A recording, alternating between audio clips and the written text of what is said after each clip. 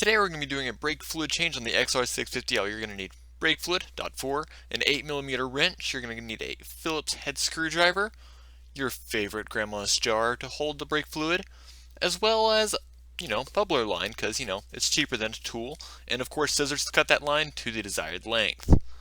Walking right into this, we're going to be doing the first step, removing the brake reservoirs cap. It's held in by two Phillips head screws, so go ahead and carefully remove each one, hoping they're not seized. And then you're going to be going ahead and remove the cap itself and the seals underneath it. Set these aside where you can keep track of them and make sure they're going to stay clean, because you don't want to get dirt in these parts, because that's what we're trying to remove in this whole process here. Now, you may be wondering what the next step of this process is going to be, and that's going to be using our super expensive tool, our airline tubing. You're going to go ahead and remove the rubber cap on the caliper itself though, because that's what the draining is going to occur for the brake fluid. Now cut the tube to the desired length, and of course try to connect it. Now if you have any luck like mine, the tubing won't exactly fit perfectly, so I just went ahead and used a heat gun to expand the end and fit it on. But of course, if the heat gun doesn't work, you can use the screwdriver, and both ideas work. It's just a matter of different ways of doing it if you don't have one part or the other. After you try to wiggle it on then, it should come on with ease. We're moving on to the next step. Now, you're going to be going ahead and squeezing your front brake lever a few times and then holding as tight as possible without releasing it quite yet.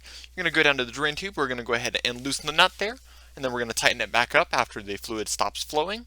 And we're going to go ahead and squeeze again until we get more pressure built up. We're going to go back down to that nut, loosen it, and then we're going to go tighten it, and then of course we can release that lever once again. Now we don't want to run this fluid entirely out of the reservoir here, so if it ever runs low before running to the actual feed line, you're going to go ahead and fill it back up to the desired line until you get about the color running out of the drain pipe, the same color that's coming from the bottle. And then of course, repeat the same steps as before to let this new fluid run through and push out any possible remaining contaminants. So of course, once you finish and your fluid's clean, we can move on to the next step. Of course, that's going to be reinstalling the actual reservoir seals and caps. Kind of push the seal on just like you removed them. Be careful, make sure there's no dirt on them, because again, we don't want to introduce dirt into a brand new fluid system. Take each one of your screws, screw them back in, and we're going to be done there. Of course, down below, remove your drain lines, so you don't want to be driving around with those on. And now, onto the rear wheel. In this next step, I already removed the brake reservoir cap, and I just do not have it shown in the video, but we're going to go ahead and remove the cap, of course, like I did, and reattach our system tubing and our jar.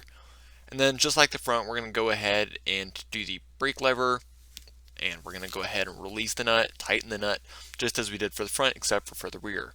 Cycle it again until it becomes clean, and of course if you run low on fluid, which you will if it's dirty, you're going to go ahead and refill it with the new fluid and cycle it through, just as we did with the front. Once again, process is identical, just a different location on the motorcycle itself. But of course, after you get this new fluid cycled through, you're going to be wondering what may be the very next step. And that's of course going to be, putting back on the brake reservoirs bracket, and of course its seal and cap as well.